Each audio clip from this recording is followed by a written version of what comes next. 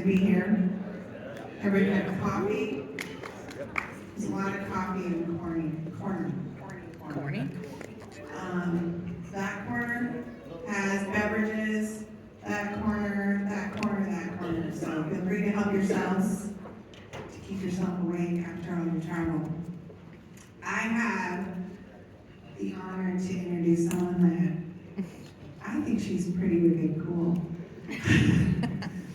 Only I had the nerve to have the best hair color in the room. My job as the director of marketing for McMurray Hatchery is to watch social media. And a couple years ago, I followed this girl, and she had an egg vending machine, and she had this amazing hair, and she rode on a truck with, what is that called? Mat tracks. I don't know those terms, but it looks like a tank. And she's pulling chickens, and I'm like, she's so cool. So I finally get to meet her. I put her in the middle of my catalog. I'm like, this lady is for a woman in poultry. I thought she was super cool. So I just had to have you all meet her. Tiffany Holbrook from Wiseacre Farm.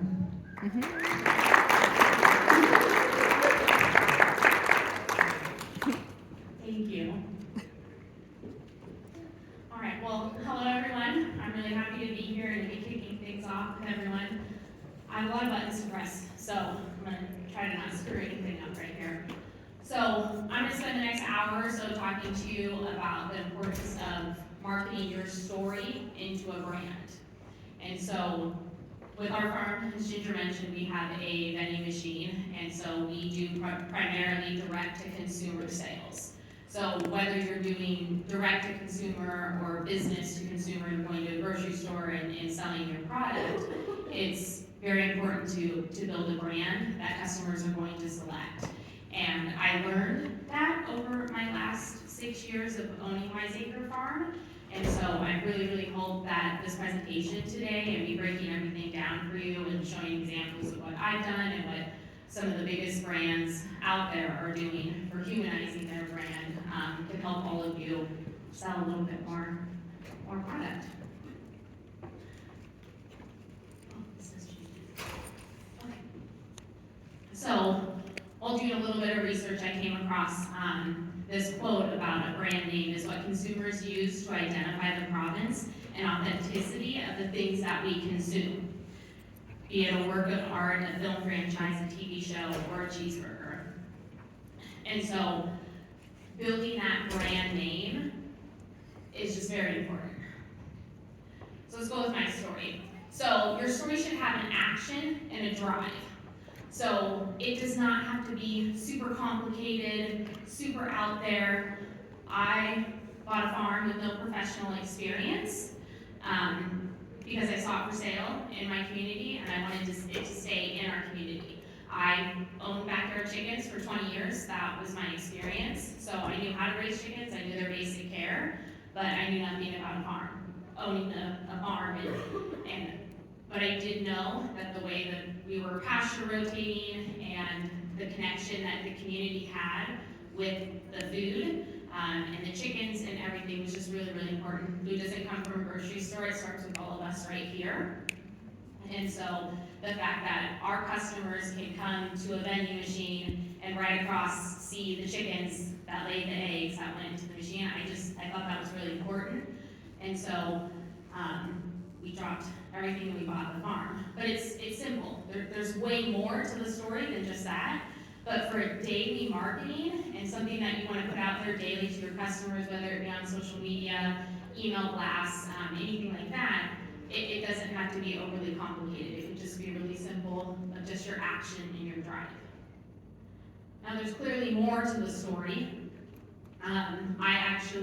The little red dot on the screen is the home that I grew up in. So my parents bought that house brand new in '91, and I grew up watching sheep. There was mob grazing of sheep in that pasture, and so I grew up with a connection to the pasture that I'm currently leasing now. It's been in the same family for about 100 years. I'm in California. You can't really afford to buy property in California, so we lease.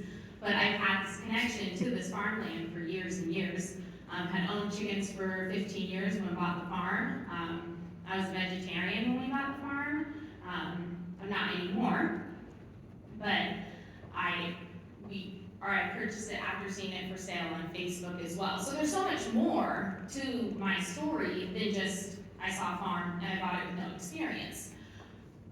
But all those different aspects are what other people can tell about your story. So once you get that story out there and you have people reaching out to you and they want to share your story and they think what you're doing is really cool, you can give them these aspects of it, and every writer and every newspaper and podcast and magazine that we have done, each writer picks up a different aspect and tells your story a little bit differently. And so that is something that I always suggest to let other people tell that long part of your story, and you just keep it simple for yourself. So, why am I here? I've only owned the farm for 6 years. I have limited experience. So, we purchased the farm in 2018, and we had a very stagnant direct-to-consumer growth. I really couldn't get any new customers to the farm. The farm had been there since 2011. But we just couldn't get people to come to the farm to purchase eggs. And then I thought, 2020 came. Our grocery stores were out of eggs. Our Google Analytics told me that our website traffic increased 971% in that 2 weeks after the shutdown. It was around March 16th, I think. So in just that 2 weeks, our website traffic increased almost 1,000%. We were selling out of eggs daily. We were directing traffic on the highway. You can see in the one picture from the slide before, there's a huge neighborhood behind. So that's a pretty major road right there. And so there was cars lined up there to get their eggs because there weren't any. And I thought, this is it. I don't have to do any marketing. I don't have to do anything. I got all these new customers. All these people are finding us and know about us. But they didn't. They didn't stay. They were coming for convenience. I didn't get them to fall in love with our farm. They're able to go to a grocery store and get other eggs, and especially get other pasture-raised eggs. We're in Sonoma County, which is, if you've heard of Petaluma, it's the egg capital of the world. It was the egg capital of the world.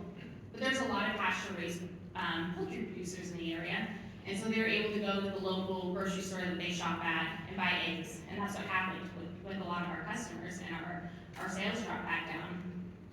And so in 2021, I really started to push my story of being a first-generation farmer, share our animals a lot, and just get people to fall in love with the farm, and it worked. So by 2022, our direct-to-consumer sales at the vending machine hit 6 figures. We've more than tripled the amount of sales in those 2 years since I started shifting how I market to my customers and how I've gotten them to really love our farm.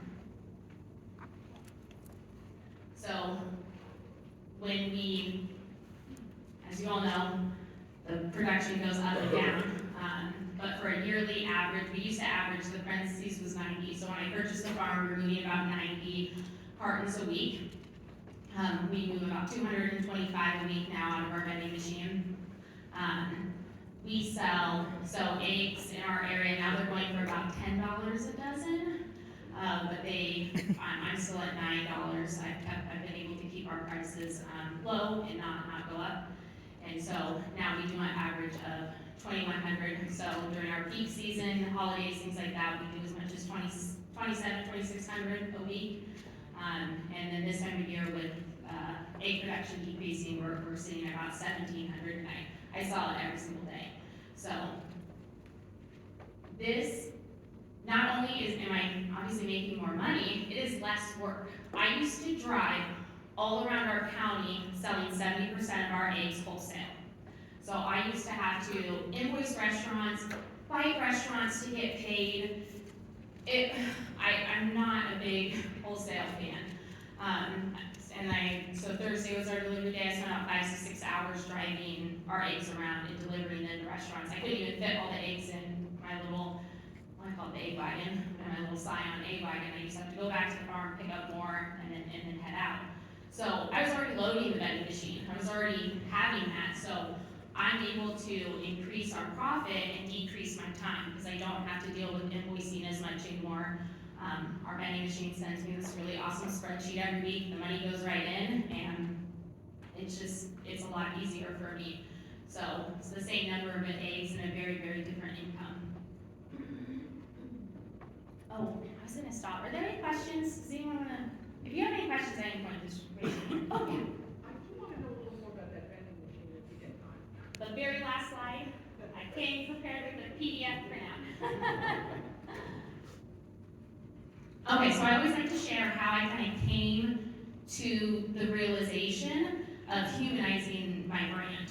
So I remember going to check to see if I needed to stock the vending machine, and I felt like I hadn't stocked it in 2 days, so I checked the daily spreadsheet that I hit, and we had done $36 in sales the day before, after this huge spike of us selling out every day at COVID, and I kind of lost hope. We had done a bunch of things around our vending machine, so we have some rescue goats, we have a goat treat dispenser, people can come and feed the goats.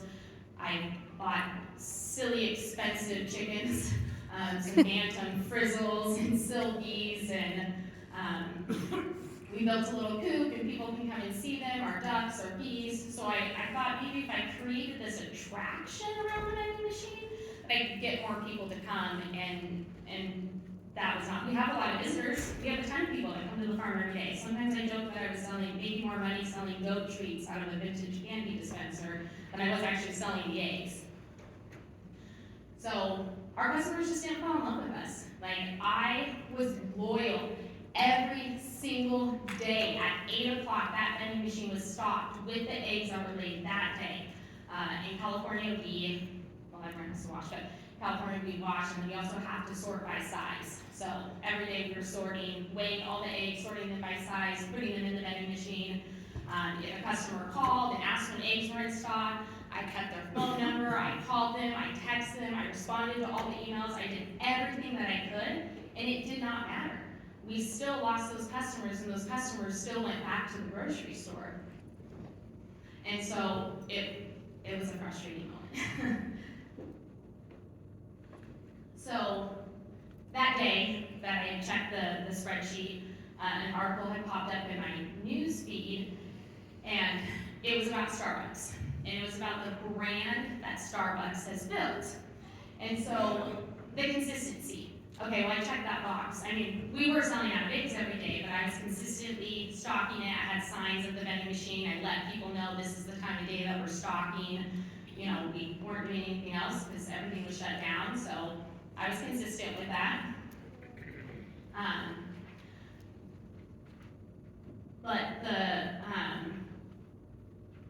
So I had that feeling of Starbucks. So they go in, you're consistent anywhere you go. But, so the article then kind of went on to the fact that like Starbucks has kind of pushed the marketing and the brand envelope where your proper noun of your name now becomes a noun or a verb. And what I mean by that is, you know, hand me a Kleenex. Well, it's a tissue.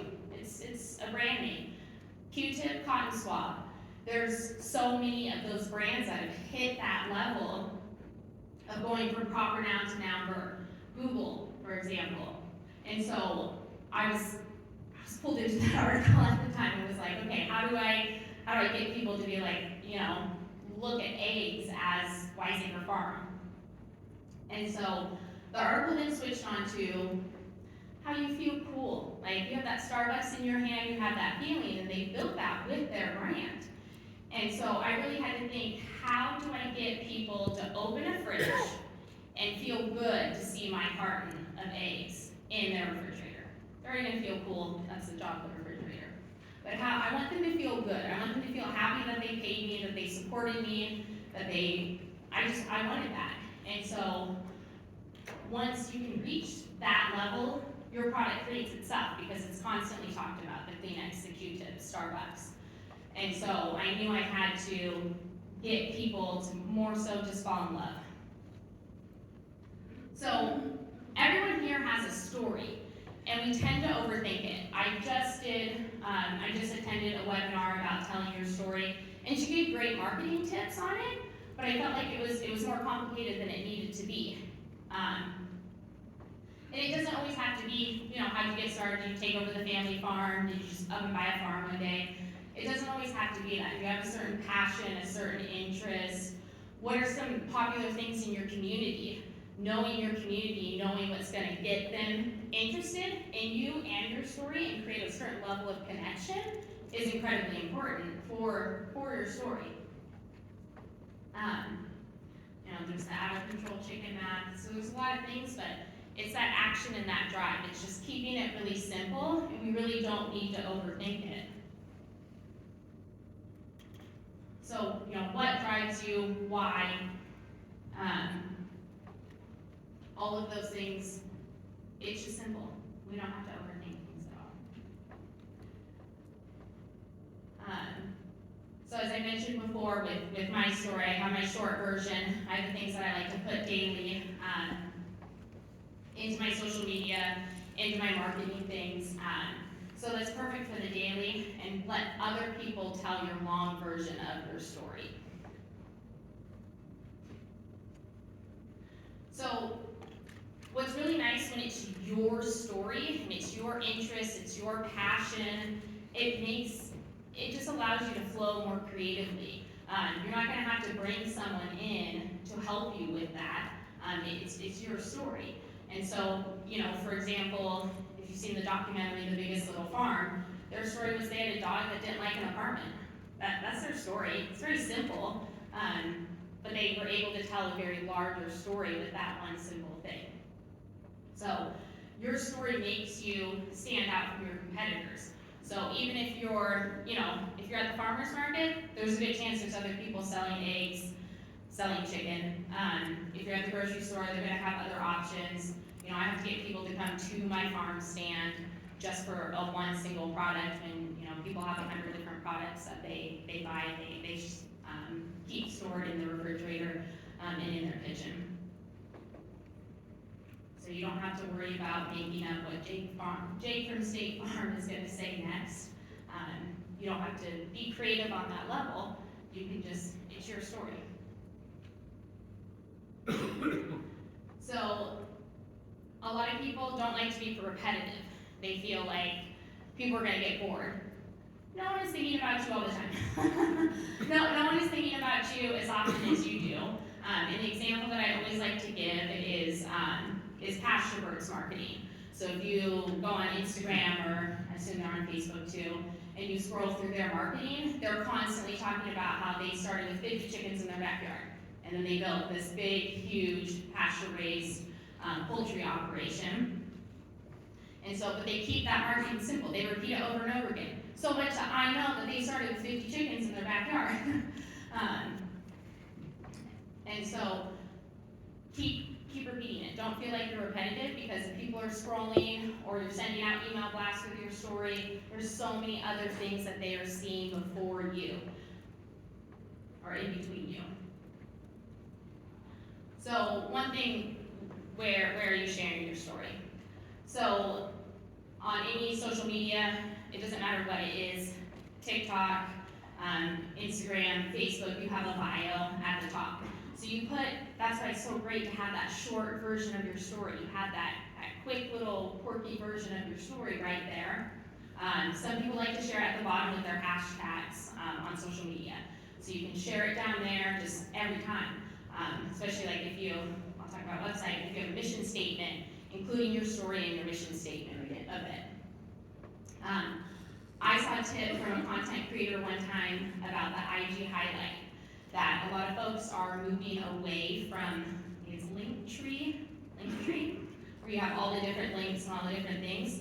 Post your story and articles that people have written about you or anything on the highlight so people can see. It's also a great place to post all your products and what you have, so people can find out where you're selling, how you're selling, what you're selling, how they can support you. And the IG highlight is a great place to put it, and there's been studies saying that it is more successful than using the Linktree and all the different links that you have to put on there. As well as put a pin post. So your story could be the first thing that people see when they go to your profile on social media with that pinned post. So the bottom, I heart Canva, I love Canva. I create so much on there. So of course your packaging materials. Granted, this is something people have to buy a product first to see it. But we're able to put our story there, and I love writing stories about the chickens. So we do a chicken of the month, and then sometimes I do residents of the month. We have some brown squirrels taking up residents at the farm, and so I wrote a little story about them. Sometimes I educate, sometimes just silly things that the chickens do. I featured our monster truck, but every single month a new chicken of the month story goes in there. And if anyone's interested, I will totally give you this Canva document. So yeah, I love helping out other farms, yeah. Is that a card insert? Yeah. So I can print 4 on those, on a piece of paper, so I have my one Canva document that's sized that way. I make a duplicate, I write my new story, I insert my new photo, and then I take it and I put it over into a flyer, and I can print it 4 times. Online labels is the best label prices I've found.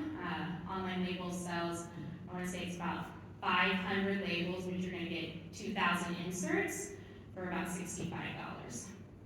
And my big tip, go on their website, scroll around a little bit, and then go back to Facebook, and most of the time you'll get a 5, 10, or 10% off coupon. So always do that first, and stock up. There are times where I just keep getting the $10 off coupon, and I'll just keep buying 500 labels at a time. But I don't have a super fancy printer or anything. I have the basic $250 printer, and I print all of our inserts, and even all of our labels for all of our meat birds. So I would say keep it short, keep it simple, but the about you is where you can really elaborate.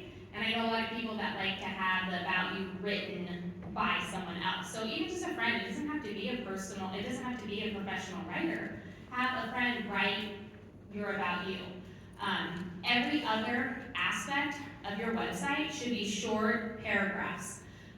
Someone had asked on the app about SEO and struggling with SEO with search engine optimization. And so other parts of your website should just have quick information.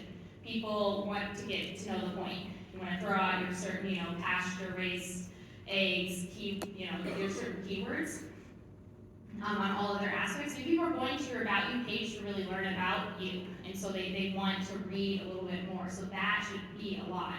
And then your mission statement should be quick. And I recommend a mission statement that kind of aligns with your values and your story and what you're trying to put out there. So when you use your story, you humanize your brand. And it is really important in this day and age to humanize your brand, and it's how marketing is shifting. So your personal story builds a brand that is relatable and personal to customers by establishing meaningful connections with them. So they clicked on your About You because they wanted to learn what you're doing. Your story is what's going to pull them in. So I didn't share my story with all those COVID customers. I just thought I was being a good business professional, and it wasn't enough. Once I started, as I said, sharing the aspect of falling in love, getting people to fall in love, that's when I started to really see a huge spike in sales and selling out and people talking about it. And we have customers that drive from San Francisco, which is an hour north of us, down to the vending machine. And so people now just really love the farm. So, when you have that monotone business jargon, it sounds professional. You feel like if you're just using the pasture raised, rotation, regenerative agriculture, and you're using all those terms that you want your customer, that's why you want your customer to support you, because you're doing things properly. You're rotating your chickens, you're laying cover crops down, you are, raising broilers that are slower growing, maybe heritage breeds. That's all amazing, and I love educating my customers on the difference. But again, using all that jargon isn't building your brand's personality. Your relatable and personable story builds that connection. Because you can literally be the greatest of all time, but so that's what everyone else is gonna say. Everyone else is gonna say, whether their chickens are commercially raised and there's 100,000 in a building, everyone is going to be saying, every brand is gonna say that they're the best, and that just doesn't make you stand out. What makes you stand out is your story and something that people can connect to. So, humanizing is not, it doesn't matter if you're with a huge poultry operation here right now. All the big guys and the little guys are switching to humanizing their brand. So, Amazon is, all the advertisements I've seen for Amazon lately are all, we're happy employees, like we have health insurance, and Amazon's paying for our books and our education, and so they're no longer saying like, you can get the best deals, we have the biggest amount of products, fast shipping, all of this. They're saying, look at our employees, they're just like you. And so support us so we can support our employees and have this big, beautiful, healthy company. The NFL, I think, is one of the biggest ones.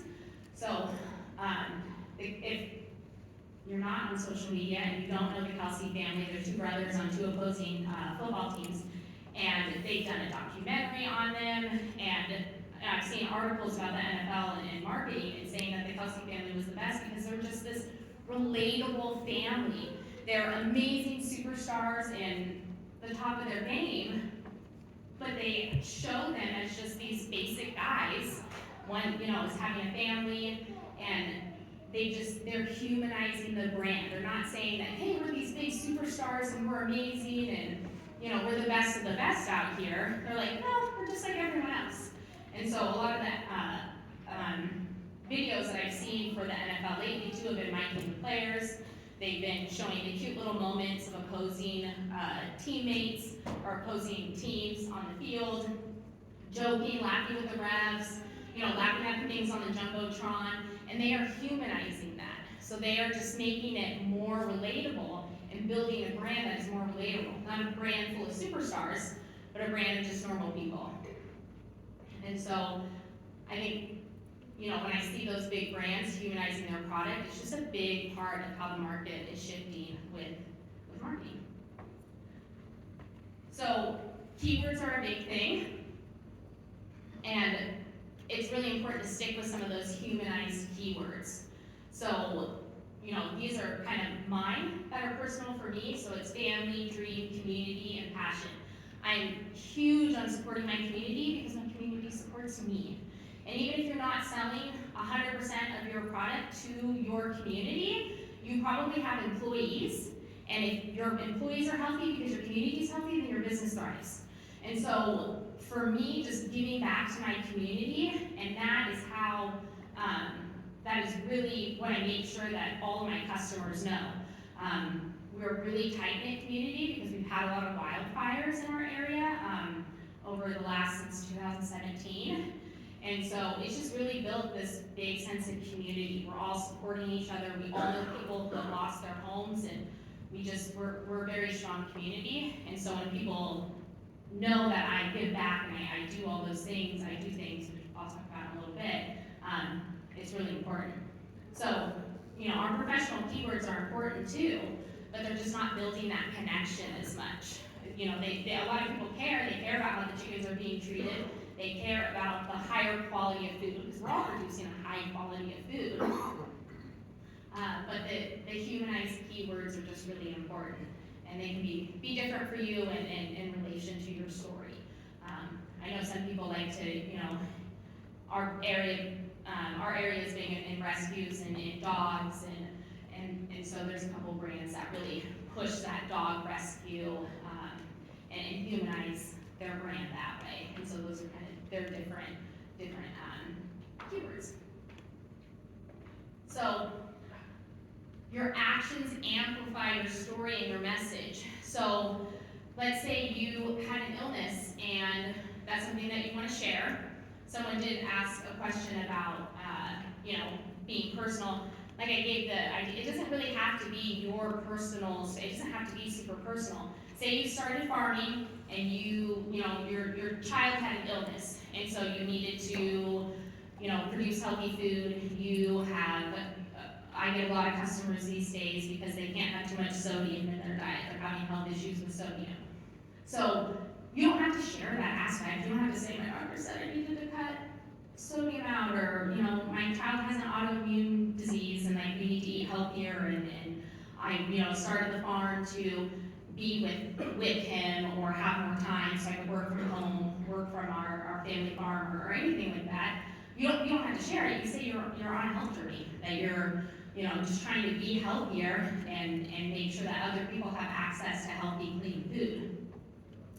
So if you have that passion, it's really important that people see you out there giving back. Because, like I said, the actions amplify. Actions speak louder than words. And so I am constantly volunteering in my community. I do a lot. There's a celebrity in our town, and he owned a bunch of restaurants, a bunch of television shows, and he did not have the best reputation for how he treated his employees. This was about 15, 20 years ago when I was in college. A couple of friends worked for his restaurants, and he just did not have a good reputation in town. Well, he started volunteering. When the fires came, he got his big truck out and did free, would feed the first responders. He put his face out there. He gave back to the community, and now you can't find one person who says an ill word about him. He has completely changed his reputation and completely changed his brand. He doesn't own any restaurants in the area anymore, but by just putting himself out there and volunteering and having his face and having his foundation be his name, he has completely changed everything and become someone that people really want to support. So it's not always easy to get out there because we don't work a lot, and some things can be expensive. So I do a lot. I give free tours and free field trips to any nonprofit organization that comes with their own liability insurance. So I have where the arrow is. We have that tiny little area. So I mentioned I put some goats, I put some chickens, we put some ducks, and we have a neighborhood school right across the way, if you saw that big large neighborhood. So we do free field trips, and I always, tell the kids to encourage to bring their parents back. Because of where we are, we're allowed to have as many parents as we want. We usually have about 20 kids in the class, and there's usually anywhere from 5 to 10 parents as well. And so I'm really able to, I joke, I'm manipulating their young minds to care about where food comes from. But the free field trips and just giving my hour of time, we have a 3rd grade class, so I have about 300 to 400 kids that walk over to the farm every year. So we do have that option with our urban location. But by doing that, all these kids, everyone knows about the farm. So many people come to the farm. And so when I talk about how important community is, they're seeing me, all the parents, all the kids, they're begging their parents because no one is gonna forget about you like a kid who gets to pan feed a goat. They're gonna, ask their parents all the time to come back, and it does work. We do see a spike in sales when I do my field trips for those couple of weeks. So, biosecurity, obviously, and not everyone likes people coming to their farm. I totally understand that. So I also go to classrooms and I do a lot of different presentations. So we are a big agriculture community with being wine country. So we have a lot of culinary. So I go and I do culinary presentations on, why pasture-raised eggs are more nutritious than commercial. We have a failed livestock guardian dog, and so I brought her with me to classrooms just to talk about, hey, we use dogs to guard our chickens, and talking about how every animal on the farm needs a job and things like that. And so we go there, I've made little magnets that say, you know, you can flip them, again, Canva. I've made little magnets that say, you know, we're out of eggs, go to Wiseacre Farm, or we have eggs, and so people can search. So I've handed them out, so they're on fridges everywhere, hopefully. Because of how much I do with the schools, I get a lot of seniors and juniors that want to do their senior project or junior project at the farm. So we had one senior take photos and make coloring pages out of a bunch of the animals. And so I hand those out to the kids. They have my social media marketing information on top, our website and everything.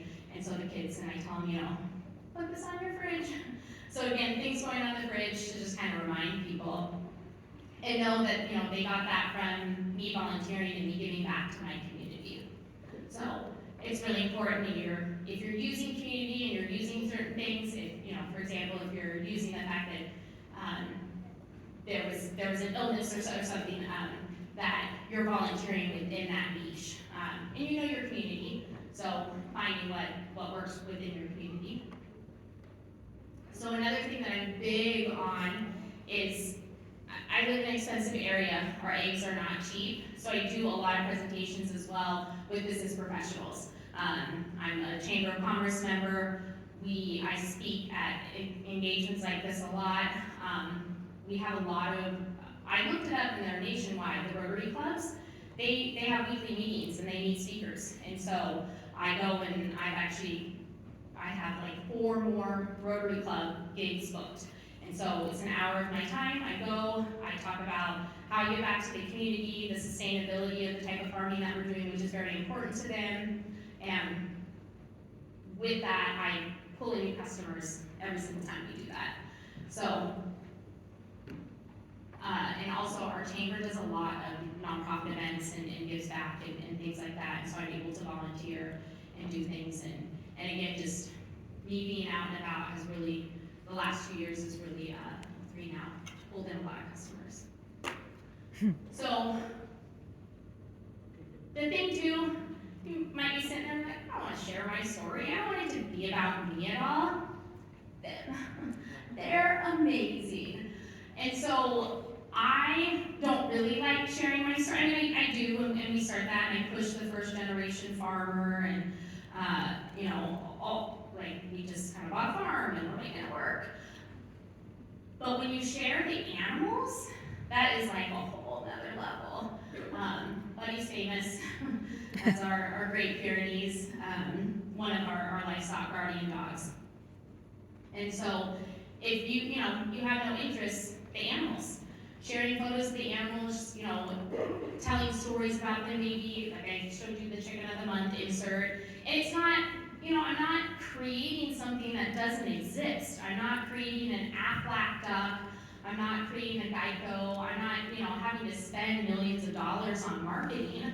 I'm taking what is right there in front of me and marketing that. So you have your chickens that do silly things, your animals that do silly things, and you can share that. So I like being creative. I like coming up with different things. You don't have to, but that's something that I enjoy. And something that I tell aspiring farmers all the time, you don't want to do something that you don't enjoy. You have to do it every single day. If you start a new enterprise and you absolutely hate it, like, you've got to get rid of it. And the same goes for your marketing. So if you don't want to talk about yourself, you don't have to. You have these amazing animals that are out on pasture and living a great life. And so I'm able just to share cute photos of the chickens, and doing a little bit of education as well, because that's obviously important. Your full transparency is going to build trust as well. And so trust is really important. We usually run about 1,200 laying hens, and we don't have any right now, because we got hit with the disease, and we had to euthanize everyone, and we're in the process of starting all over. And I was dreading telling the community. I did not want to have to say, hey, we're not going to have eggs. We are restructuring the farm is the term. And, you know, I had to tell people, I'm like, the product coming from this farm is safe. I promise you, like, yes, the chickens have been sick, but the product coming from the farm is safe. And over and over again, I had customers say, we trust you, we trust your judgment, we're here to support you, we're here to help you, we're here to do whatever it is. And, by sharing the chickens and sharing the farm and having that full transparency for the last few years, I have customers who are gonna come back, I hope, I really hope. And then, it creates that connection with where your food is coming from, and we have lost that in the United States hugely. That is a big reason too why I bought our farm, is because I had this calling for homesteading a bit and just living simpler, making every single thing that I possibly can from scratch. And so I do my best to inspire our customers to cook from scratch. And we actually started processing our hens and selling our stew hens, and we have so many people that are so excited to make their own chicken broth and just know that the animal lived a really good life, and we honored it at the end by using as much of the bird as possible. And so if it comes down to it, just share the animals. So I do have a few photography tips. I've taken some photography classes and done some tips, and they talk about contrast and brightness and all of that, and that's beyond me. I don't have time. I'm just out there. I snap photos. I do all my chores by hand, so I snap my photos. So I just wanted to share a few tips in case you're struggling in that department when it comes to sharing your story. So this is the exact same area. Those two photos are in the exact same area. And you have that beautiful golden hour light in the morning. You have to make sure you're not going directly at the sun with it, because you can totally see the difference in those photos by me blocking the sun with the coop and then me exposing it. Shadows are very important as well. Be mindful of your shadow, because the best angle technically would have been with the sun behind my back, but when the sun's behind your back and it's at that low golden hour, you're gonna look like a huge giant and cover. So that's something to be mindful as well. It's all about the angle. So, sage, sitting on some sage. So our farm kitty is the most photogenic animal. I've been really enjoying sharing her lately. So she's in the exact same spot. So it's important, the camera angle. So, when you're photographing the chickens, standing here, you want to get down at their angle and go like this. If you look at my Instagram, I have 1,000 photos and videos, and I'm always down filming all the chickens. So the camera angle is very important. If you're photographing an object, like I am with Sage, portrait mode. So it totally changed the photo by being down at her angle and using portrait mode, and blurring the back, and then you really focus on her. So we're working with animals. It's not easy. You might think I'm never going to be able to get a good photo. So some of the tips, I know the weird noises to make to kind of get the chickens to look up or stop. So playing around with that. My chickens, they're all following me in the morning, so I'm always filming all my content before I feed, because that's when they'll actually come out from the shelter of the coops and greet me. And the biggest tip ever is take a video and then pull stills, screenshot it. My phone has export frame. So those two photos, the one of Bernice and her Gosling, and then myself and Clark, they are both from videos that I took. And then I was able to pull that still out of that. Because obviously when I wanted to get a video for content creating for Instagram, excuse me, when I wanted to get that, I can't time him jumping up on me and things like that. So you can't really tell. I did two different photos of reverse camera and forward facing, and that's a big difference too. So they're both kind of blurry. But if you look at it in the computer, our Sebastopol goose is a much clearer image, and it's because it's the forward facing camera. So anytime you can, use your forward facing camera, and that's another reason why the videos are great. I have an Android phone. I know it's not called live photos on Android, but make sure that's turned on, because there's seconds before and seconds after that you could be capturing, and it's and you can pull the stills from those if you have the live photos. So I just think it's important, and that's not, I don't know anything about, you know, the lighting or anything, it's just what I kind of learned taking photos of the animals and using that to share the farm a lot. Okay, did anyone just sit through all of it for the vending machine? Because yeah, I had a couple people reach out on Instagram, and I wasn't really planning on talking about the vending machine, but I have 10 minutes, so that was gonna be my filler. So I do have a printout, you don't have to take notes, I printed out like a PDF, like explaining everything that I'm gonna talk about, and I can hand it out, or I can email it to you guys. So we sell almost all of our eggs out of the vending machine. All the shelves are customizable, so it can hold, it has 5 rows, they can each hold a dozen, so it can hold 60 dozen, full dozen sized eggs. We do have one of the dozen areas that's split in half, and we do 6-pack duck eggs and honey. So the refrigerator only needs the vending machine needs 2 10-volt power sources, and that is because it is actually 2 separate units. So I call them the brain and the brawn. So the brain is what customers do to make their selection. It has the payment, it has where they pay with card, pay with cash. It has the credit card processing. The credit card processing just runs off of Wi-Fi. So you need to have Verizon or AT&T service in order to run a credit card. You can do cash. I'm sure there are other models that are not like ours. Our model dispenses in quarters, and it's just not something I want to deal with. It would be an everyday thing. You know, like I said, we're doing $300 to $400 a day out of the vending machine, and you know, cash kind of freaks me out a little bit because I don't know if I can really be like, oh no, you didn't pay, and then I might be losing money. You're losing a lot of money with the credit card processing fee though, so it's still worth it, but the processing fee is 5.95%. And then they also have a $10 a month service fee.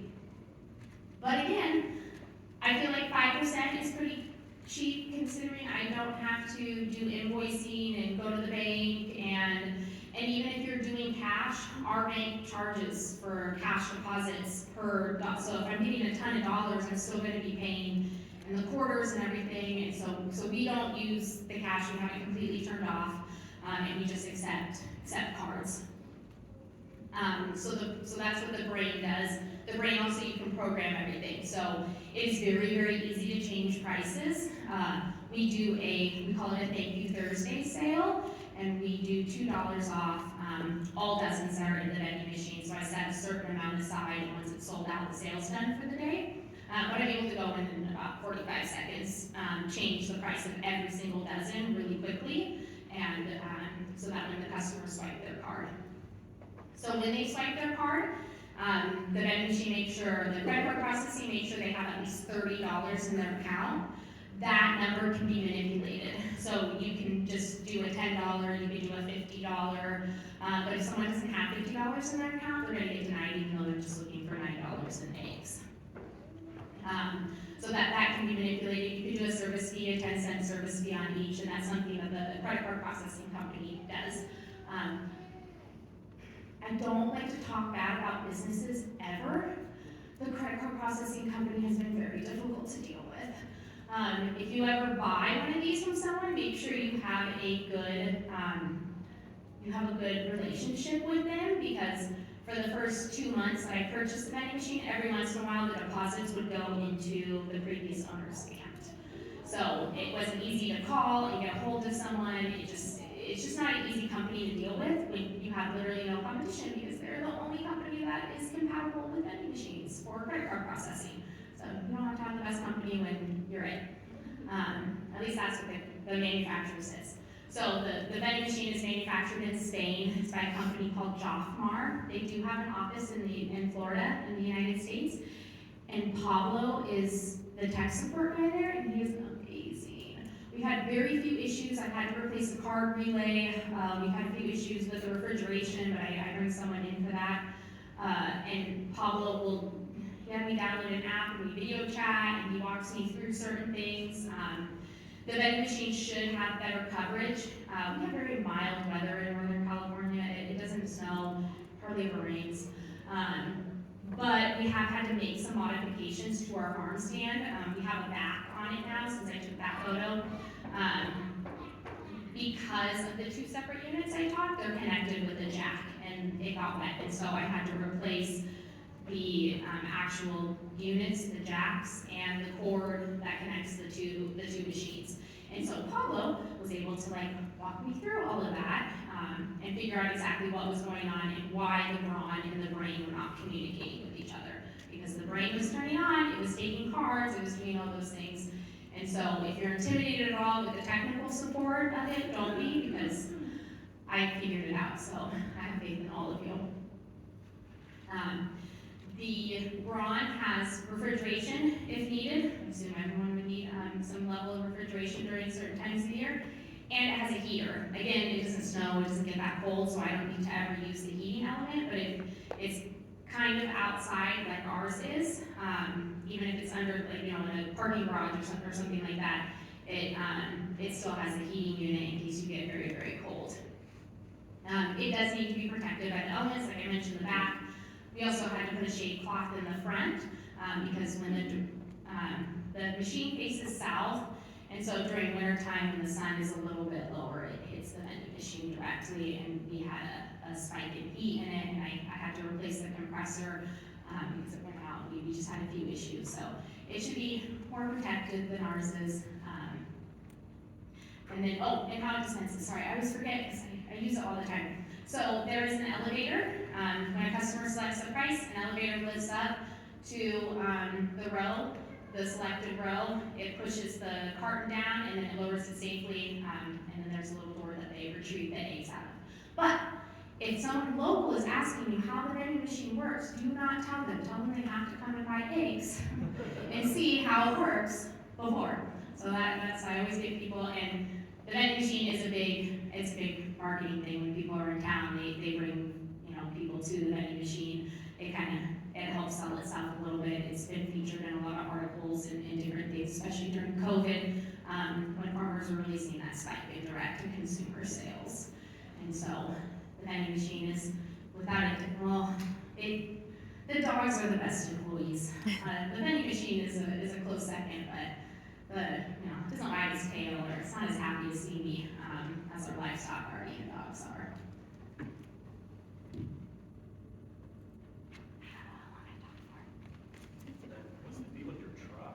Oh. So we don't have the best pasture. It floods pretty bad, and so for our pasture rotation with our coops that were in a couple of the photos, we have a 73 Chevy with a custom mat track on it, and You have a picture? she's a beast. She pulls my husband's truck out of the mud all the time. But it's the only way we can keep our coops moving, even during the dry season, because our pasture completely dries out. We don't have any type of irrigation, and so when the pasture dries out, the grass is, in some areas, is pretty thick, and so regular tires don't quite get the traction, so the truck tires work. And she doesn't always start, but she's got a new alternator, and she's doing real well right now. And it's just really nice to have a very simple engine to work on, just a quick YouTube video and clean the carburetor, and she's good to go. Any other questions? Are you washing those eggs? Yeah, we do. Just I'm paranoid. I follow pretty much all the rules. We literally rinse them. We keep really clean nesting boxes, and so we use scrubby gloves. And we had an egg washing machine, and we were still $2,000 egg. We were still sitting there putting the eggs in. Some of them we had at that time a couple of boxes with shavings in them, and it wasn't even getting the shavings out.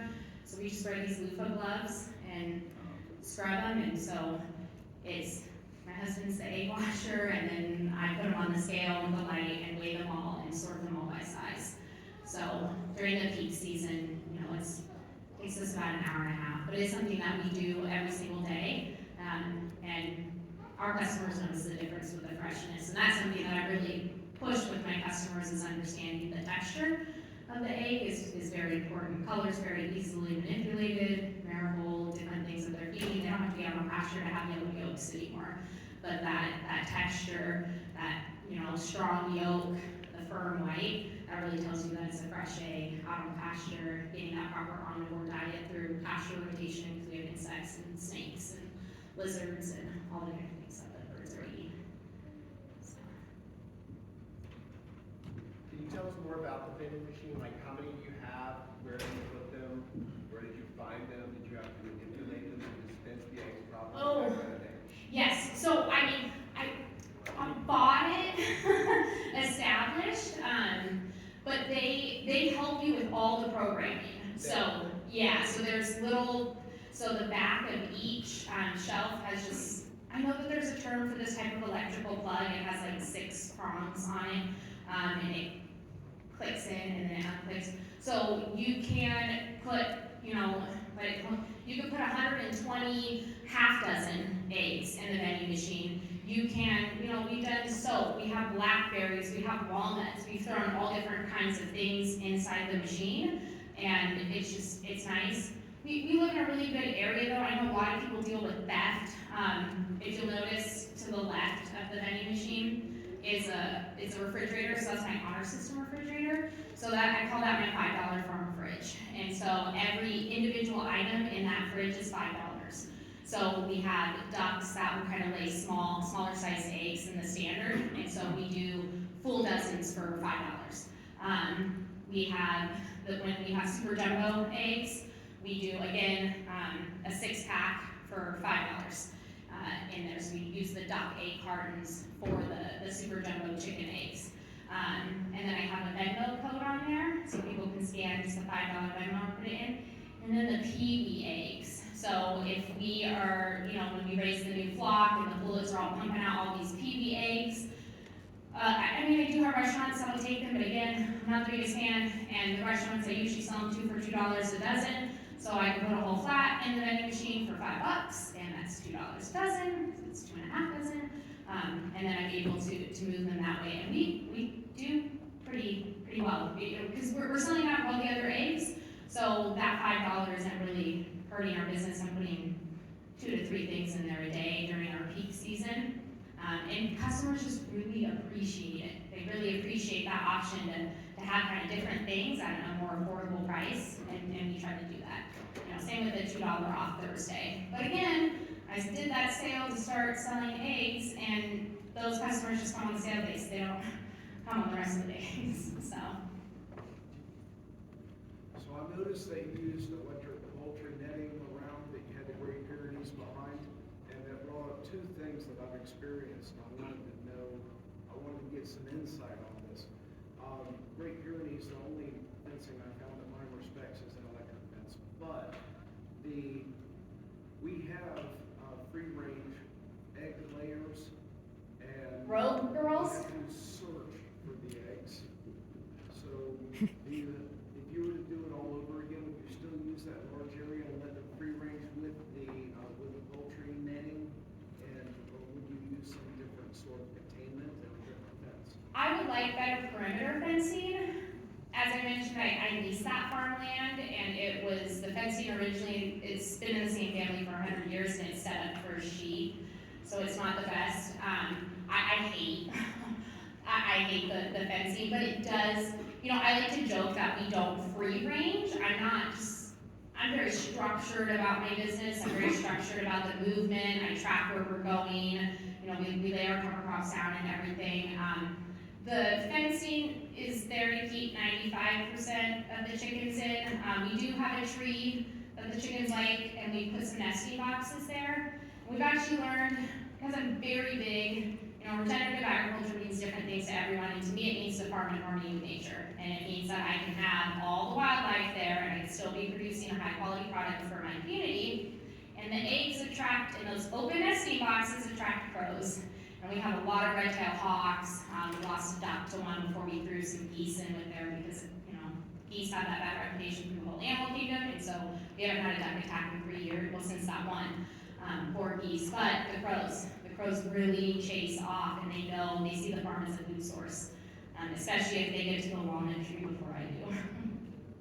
So that's kind of how I look at the Rogue eggs, but we do collect some of them out of the boxes, and I would like to do just better perimeter fencing so that I don't have to have the white fencing, because they do stay pretty close to the coops, but for now we give them almost an acre of space, so we do 6 of those. I think it's 184 feet of those things, so it's not my favorite, but it helps keep most of the chickens contained.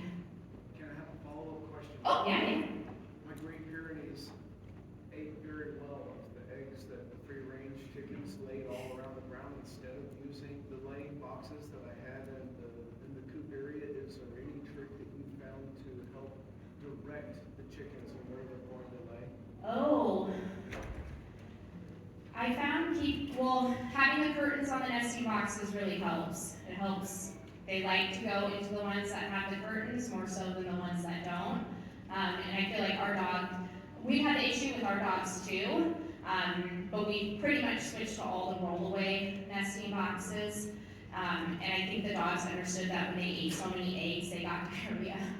So they kind of stopped, and we also give them raw eggs every day in their diet, so that kind of helps. The problem with eggs too is if you have these like dominant working dogs that haven't figured out their hierarchy, you have fighting, which bit in the butt before. There was a dog fight that broke out over eggs and things, so that is hard. But yeah, we keep really clean nesting boxes, and we know that the curtains really help encourage them to go inside. And our dogs can't really get under the coop, so that's where we get a lot of the eggs are underneath the coops that like to lay on the ground, and the dogs can't get to it. So blocking the dogs from under the coops is helpful. So I hope that helps. Thank you. How many full dozen cartons can you get into that vending machine? 60. We don't use the bottom shelf because the sunlight does hit the bottom shelf. We only have most of it blocked, and so we don't use that bottom. I usually put display eggs down there, so I joke that we're a boutique farm. We carry a variety of breeds. I have a system, I had a system, we changed everything since we restructured the farm, but I always have a light brown, a dark brown, a white, and green blue layer. And so when people open that egg carton, they see all those pretty colors, and I meticulously place them in there. So it can hold quite a few eggs, or at least in my opinion. Does that company have vending machines that hold meat? Oh, I would assume it doesn't get that cold. So we keep our eggs, I say I follow all the laws, but I don't. It gets about 52 degrees, which is cold, plenty cold enough for eggs that have been laid that day, and are super old. But I know I've seen and heard of ones that have freezers. So I would assume that they would probably be able to help you with that. By the way, I have contacted them numerous times asking to be a commission salesman. So if you do ever contact them, just tell them Tiffany from My Sacred Farm sent you. But yeah, so I would love to know more if they have a meat one, but I haven't seen anything, and ours does not get cold enough for that. Oh, yes, so that was on my PDF, and I forgot to talk about, thank you. So the vinyl graphics that go around the machine, that was another $2,000. So the machine was purchased about 8 years ago. It was $6,000, brand new.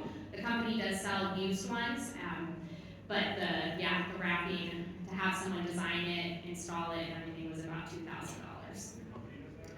No, we have a graphic designer, a local person design it. Yes, and do the wrapping. So yeah. I had a marketing question.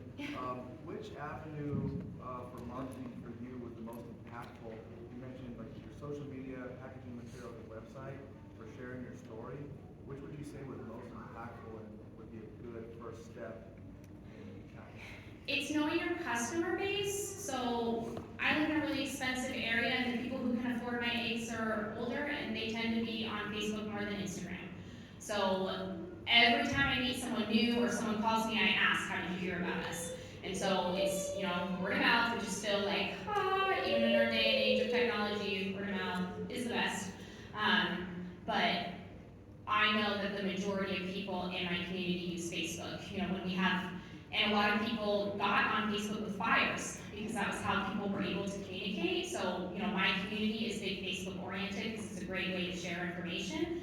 So I do my more like storytelling and kind of and professional style kind of storytelling on Facebook. I was always way more dedicated to Facebook than I was to Instagram. My Facebook page got hacked. We had about 10,000 followers on Facebook, and it's important too to look at the local demographics. So to go to your insights and see who's following you from and where. So, you know, like 75% of that were people in our small town of Windsor. I have over 200,000 followers on Instagram, and they're not even in the United States. 29% are in the United States. It's still a good amount, 200,000, but it's not. So Instagram is just a fun thing. I mean, I do. It's kind of more so what I like to. Now that I've kind of seen how, you know, how my followers were, especially Instagram was kind of the tool that I used to connect with other farmers. Ginger, Mike. And so it's more so been my tool as a farmer to help me. You know, I showed the pictures of the goslings. We had a bad gosling hatch. I was on my phone like with a vet tech, Mandy from Wild Oaks Farms and Angela from Absent Root, and reached out to all these people, and they were able to like really quickly sugar water and, well, you know, get rid of the heat lamp obviously and things like that. So Instagram was more of my like professional development, my as a farmer, where Facebook was where my customers were from. And so I made sure to put more effort into Facebook and focus on that, opposed to Instagram if I'm having a hard time or don't really want to share.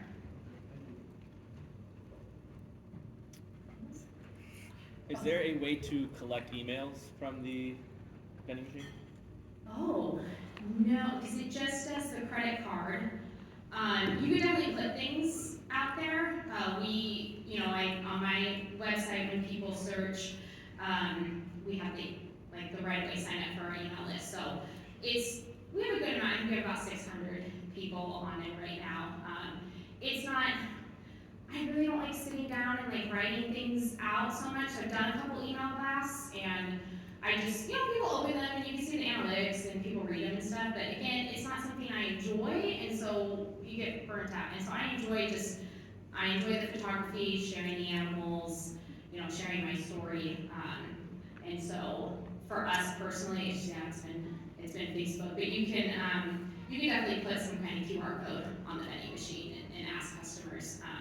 And I've done certain contests and things at the vending machine, so we did just talking about today, a Willy Wonka chocolate factory thing where we put a golden ticket at the vending machine. You can't put it in the egg cartons because if they have to buy it to participate, it's gambling. But if you just set it at the vending machine, it pulls people in and gets more people to there because they've got to come by and check and see if they can find that golden ticket just sitting there. And we offered a free tour of the farm. And so that's a couple of the marketing things we've done. Do you mix your breeds whenever you add new chickens into your flock? Yes. Or different age chickens? Because I've heard stories on whether or not you can do that. So when you have, our chickens have about an acre of pasture. Our coops each coop can hold anywhere from 350 to 600-ish chickens. So our coops are really, really big. So we kind of do a slow integration. So I have my baby brooder, I call it. It's stationary. It's what they're in until they no longer need supplemental heat. And then I move them to what we call our grow out brooder, and they rotate. And so my business plan was always 3 times a year. We get chicks from McMurray Hatchery, baby brooder, grow out brooder. I would basically do that white fencing. I move the coops in a position where then I can do the white fencing really far in front, and I set the baby brooder there. So, you know, when they hit about 14 weeks, and they're big enough to where they don't get picked on, and they're on the same protein feed as the layers, and then I slowly move the coops to the brooder. And then we use a light every night, so our chicken coops all have solar panels that charge batteries that run LED lights through them. And so the pullets are all trained, kind of like the light comes on at night, turns off, pulls them into the coop. So when we pull their baby brooder out, we position a coop directly over where their brooder was, and then we turn the lights on all the other coops for a couple nights, and it helps pull them in. And so as long as we kind of do that week introduction where I'm kind of slowly pulling them in, and I'm also taking 350 and generally adding them to about 1,200 to 1,000 chickens. And so on that scale, we don't see, we do get like low pecking order chickens that get picked on in the beginning. If a chicken's just dumped in there, it usually gets picked on. You know, we've had people dump chickens over the fence. We're very urban, and our dogs kill them. So my husband came, thought it was a dog, I was like, that's a broiler, because Tractor Supply will sell broilers, people don't realize that's what they're buying, and then the chicken doesn't move, and they dump it at the farm, and my dogs kill it, because they know it doesn't belong there. So we kind of do that slow introduction, and we always have chickens. We're restructuring though, because we were hit with the disease this last year. And so we're no longer, you know, I'm always integrating new chickens. I have my 2-year ordering system, my light, my brown, my dark layer 1 year, same with the second, pulling the old, I know their age by their breed, and, but it makes it impossible to eradicate disease, you know, mycoplasma. And if you're dealing with northern fowl mites or internal parasites, it's really hard if you have a continual flock to keep them fully healthy. And so we're restructuring to the all in, all out flock method. So we'll just raise chicks twice this year, large amounts, put them in. And I'm able to do that and have only 700 chicks. We needed about 1,200 to profit when we were doing 70% wholesale and 30% direct to consumer. But since we switched, I sat down, I've been very blessed, and I have a business advisor with a nonprofit organization that helps underprivileged farmers. And so we sat down and crunched numbers, and we realized that we can profit pretty well from 700 to 800 chickens because we're selling the majority direct to consumer now. So all of this has helped us survive. Because if I was pushing out to the restaurants, they're gonna and not stick around with me. But unloyal customers are, hopefully. Do you mind repeating the name of the company that you got this vending machine from? Yes, it's Jofmar, so it's Jofemar.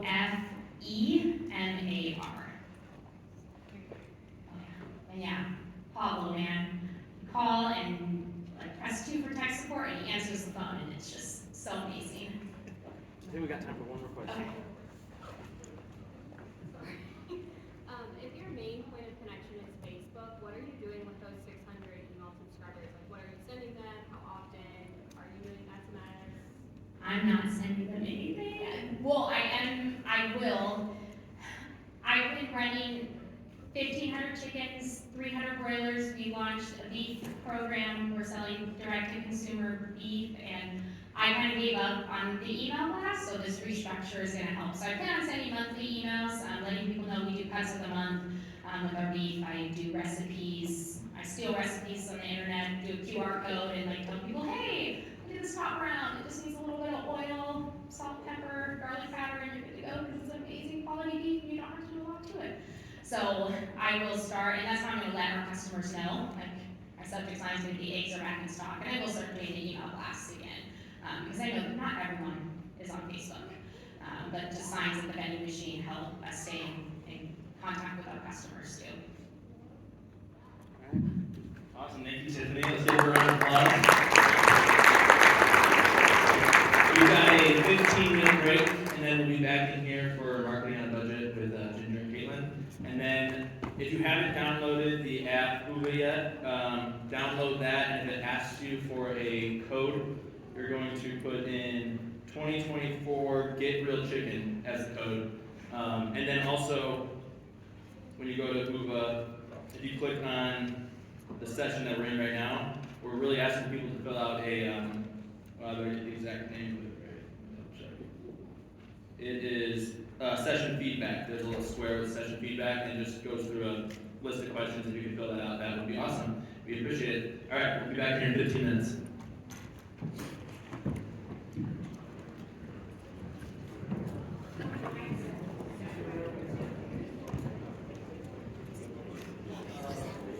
Like I said on every other word, I was really nervous. I'm sweating profusely. Oh, we overpacked. It's so cold here. I'm like, we're not used to that. Yeah. Yeah. Oh, yes. I forgot.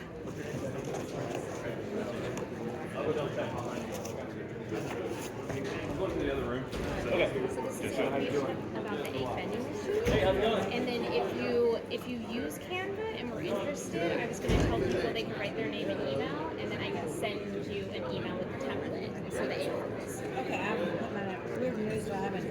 Oh, okay, yeah. I was trying to catch you.